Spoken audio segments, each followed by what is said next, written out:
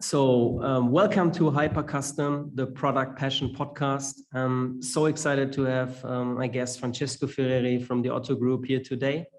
And yeah, you will introduce you in a bit, but first of all, a little bit more about the Otto Group. So founded in Germany, 1949, today a global retail and service group with around 50,000 employees in 30 major business groups and more than 30 countries in Europe, North, South America, and Asia. So way more than just the Otto catalog. So your business is divided into three segments. So one is, of course, multi-channel, as you call it, financial services and services. And you are a huge retailer. So I'm really, really excited to have someone from inside here as part of HyperCustom talking with you about many different things. I called it what you see is what you get produced. And I know that you are an enthusiast when it comes to CGI and so on. So maybe you can introduce yourself, Francesco, and then we kick it off. Yeah, cool. Yeah, well, first of all, Christian, thanks for having me. So I think we talked a lot about this podcast, and now I'm thrilled to be here finally. Not in person in Frankfurt, but maybe we will have that in the future, hopefully. Yeah, sure. What I'm doing at Otto is I'm called. I had a friend of mine who works at Amazon, and he said, hey, when somebody come back, then they say it's a boomerang, right? So I'm a typical Otto boomerang. But I'm right now working in the Otto Group Holding as a principal strategist in the e-commerce segment and in the major department called Tech Strategy. And so our main issue or our main goal is to have a look at the tech stacks and the standardization, the reusability across these variety of business models that we have across the Otto Group. And what I'm doing at the moment, so we are split it in different domains. So we are around about, I think, 5 to 6 principals at this stage. And I'm responsible right now for driving the tech-driven organization, because it's not only about tech, you also have to empower and encourage all the people. And you know that, I think, better than me, how product development and product management teams have to be structured. So that's what I'm doing at the moment, I think. Really exciting. And I mean, strategy tech is of course a wide field. Since we have known each other for a long time, I know that your heart burns for CGI and 3D, and that you have made a significant contribution to establish this field at Otto before you're now joining again as a service for your customers. So can you tell us a little bit more about CGI at Otto? Yeah, sure. So I'm completely in love with CGI because I think I'm a classical business guy, you know, and but when I saw the technology, so I wrote my master thesis about augmented reality. So, and that's why this next retail thing or next media thing is, or next reality we have to call it, is for me essential and is keeping me since more than 10 years. And you know what, the gasoline behind these new technologies is CGI, right? So this is the backbone of every technology regarding next reality. And this is, of course, why I say if you haven't heard about CGI, but always talking about augmented reality and virtual reality, then I think you have no clue how the technology is really working. So, and what I love between CGI and these future touch points is that there's the opportunity, I think, going to the next touch points beyond all these, I always call it lame online shops, because it's always the same structure, you know that. So sometimes it's a bit more lean, sometimes you mix it with different colors, but the framework is always the same. And I think when will we move to the next customer experience? In case of, maybe one example is customization, right? That we're going deeper. And I think this next reality case should be the next big thing, I hope. And this is, hopefully it came from a heart. It came. Are you feeling it? Are you feeling it, Christian? Yeah, for a long time. I mean, as I said, I know you for quite some time now. When it comes to, for example, Google and Google integrating augmented reality, so 3D objects, products into their search results. Can you comment on that? Yeah, that was one major case that we had also in mind be regarding CGI, because I think the main issue that you have with this technology is that everybody's looking, okay, what can you do with that, right? And going back to our business case and to the business approach, how we get this technology really done is to say, hey, dear management board, so there are two really big advantages behind that. So there's one big advantage regarding cost efficiency, because you are not only able with CGI to going to the next reality issues, you also have the backbone and the groundwork also rendering 2D images, right? And on top of that, what we have done at CGI, or what we have done at Otto with CGI, was especially to think about a platform service, because we knew that Otto wants to be a marketplace, or wanted to be a marketplace just before we started.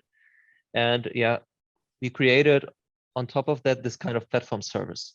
So that was the big picture that we are aiming at, or we aimed at. And what we've done with also, you have to collect arguments, and then it came with the PLAs at Google that are also reaching out as well as Facebook ads, right? They also are reaching out to CGI models or to 3D models going to the sponsored products. And I think with any new case of the GAFAs, right? The technology is going further and further. And I think also all the arguments behind this technology, and thinking back to this decision of the management board, I think it was the best decision that they made to really focus on this kind of backbone, like IKEA did, I think 20 years before, right? So this is no new technology that we're talking about. Yeah, totally. That was one of the most exciting moments I had at IKEA when I walked into this big building with CGI experts, and realizing that most of the contents they're producing is CGI based. So that's something like the whole IKEA catalog, and I've never imagined that before. So yeah, you're right. Did you, excuse me, Christian, did you get in touch with Martin Ertel? So that was the IKEA CGI evangelist at its best, right? Yeah. I mean, I had a couple of touch points, but of course, they're based in the global team, and I was more like the German, trying to do what I can to further develop digital. It was really good. All right. Good times. Yeah, cool. All right. Our sweet spot at May 1 is customization, as you know, and in general, I mean, maybe you can just give us your broad perspective on this, the topic of customization. So how does maybe you personally, but also Otto as a group, see the potential offering your customers even more personalized products? I think the customization case is not a trend anymore. It becomes more and more commodity, I think. And this is one learning that I had from you when you came through with your learnings far going back from Nike ID as well. But you see that everywhere, especially also in the furniture business where I had it in the past, where we've seen kind of business models like Mix or Tilco, where you just see these modular products, right? And then you see, okay, their customization makes absolutely sense. And as well, one big field where customization is always taking place is also in the car industry, right? So there a customizer. So back in the days, or 2 months ago, we've leased a car, and then I went through a customization aspect, right? So I think it's always like you've said, it doesn't always have to be this pinnacle approach that you have to fully customize the whole product. I think these kind of simple customization issues is really a cool one, and we see a lot of them, especially coming from direct to consumer brands, like it's Tilco and Mix. And when I when I change the perspective going to the group perspective, right? Then I think customization could be really cool on brand focused business models. I don't believe that if we're looking at marketplaces or really universalist, that this thing, the customization issue could be a USP.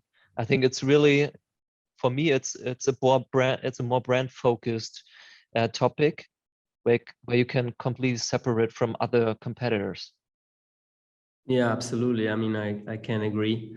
And I mean, this is what you wish for as a customer. I mean, it's your favorite brand, your favorite product, your loved item to be customized, to be even more personalized. So yeah, when it comes to technologies, as you're the one, when it comes to new technologies and maybe also the future of Otto, we at Made One, we're looking into possibilities to offer customers customizable products via web IR. So think about, just the option of web IR. I would say in most cases, it's just a view. So you can see a product in augmented reality, you can check it out. But I'd really like the interaction. So working on this case, like having someone seeing a product in AR and further interacting with that product. So taking the customization process, the experience of customizing, personalizing a product into augmented reality. Is that something which you could see as makes sense? Or would you maybe recommend us to follow this path? Or yeah, I would say it was I think September 2018 when Apple launched this USDZ format, where you have a kind of SDK and be able to use web AR technology. So I was really excited and thought, okay, this is really cool because you don't have this kind of obstacle to or barrier to download always an app when you're using maybe a new retailer or anything like that, right? But where I'm a bit frustrated of, and this is sometimes this AR issue, that if I talk about augmented reality, everybody asks me, okay, where's the business case, right? I think you know that. The same with virtual reality, exactly the same. Yeah. So and this is the main barrier when it comes to this business cases, to have this kind of showcase where it works, because I'm really frustrated always when I talk about augmented reality or also about new things like web AR, that everybody comes with Pokemon, right? So I can't hear that anymore. So it's always Pokemon, and okay, it's fine, but I think we have to bring this kind of experience, and if we take that, the customer experience should be the main KPI that we're heading to when we are creating business models. And I'm really bullish that this kind of technology, of course, web AR could be one alternative or one additional part in an online shop to increase this kind of experience. And I can remember when there was the keynote at Apple. So there was this retailer of guitars, right, and instruments, where they showed it on the stage, and I thought, wow, this is really cool. But I think the main barrier maybe from the other side is always like I've seen that when we've tried to build this business model or create this business model in the furniture department, is that nobody has or had these kind of database to create 3D models. And I think this is the main barrier why these new kind of touch points didn't reach in the past these kind of new touch points, because everybody wants to make the hot shit, but nobody thinks about the database or its legacy systems. And then I think we have to start there. That's why it's so cool that we at the Otto Group started creating, first of all, the groundwork before going to the front end. And this is also in this tech strategy case. So when we take a look at an iceberg, 80% are back end, right? And then 20% are really the fancy stuff. Yeah. So, and I think we have to, if we want to do that, I don't know how it's from your perspective, but we have to care about these 80% before we start going to these kind of new technologies. Absolutely with you. And I mean, before it was, let's say, accessibility, as you describe it. You had to download an app or you had to have a browser plugin installed, whatever. And now Web IR, for example, yeah, it becomes easier accessible. On the other hand, the 3D data is something which you have to have in hand. Otherwise, it's impossible to make use of that technology. So that's also why we're trying also in a way, like you describe it at Otto, we're trying to offer that service of in an, let's say, scalable way, creating 3D models which are optimized for view in a web browser. Of course, not ready to be produced, but that's something which is interesting. So yeah, also helping others as you're doing it at Otto to create that database. So what, I mean, are we on the right track? I mean, you know what we're doing, and I would love to ask you that question because first of all, it doesn't cost anything right now.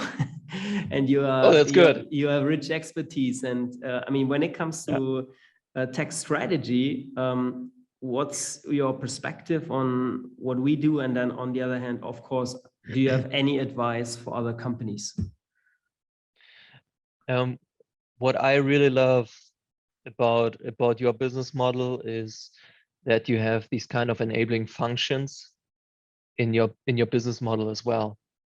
So you don't come with this kind of front end. So you have this kind of backbone in your mind because you know how it is to make first the database ready, scalable, and then you can create this kind of customer experience, because this is always the obstacle that other companies are running in, because I don't think it's about I don't want to do that, I don't want to use the technology. I think I've talked to many general managers, of course, in the furniture business, and when we tried to get done the CGI servers as well, they were also excited about the technology, but when it come to the requirements, so they started, fallen off the bar or falling off the table and said, "Oh, Jesus Christ!" So we are happy. We're happy to have kind of PIM data, that we have text and or meta descriptions or anything like that. So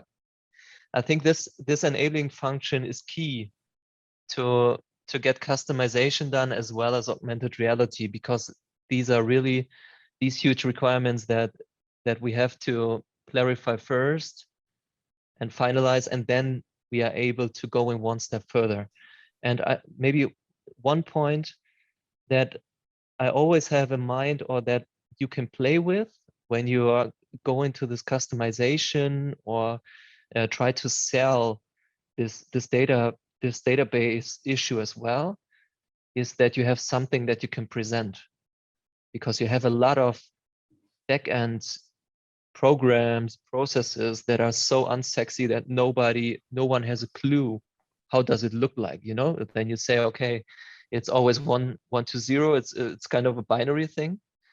But I think the main point is, hey, how do I get this database or this data file to the customer? And this is perfectly doing with customization. And I think this is the secret sauce that I always had in mind when I sold CGI, and we received at our business model 3 million, right? So it was no small case.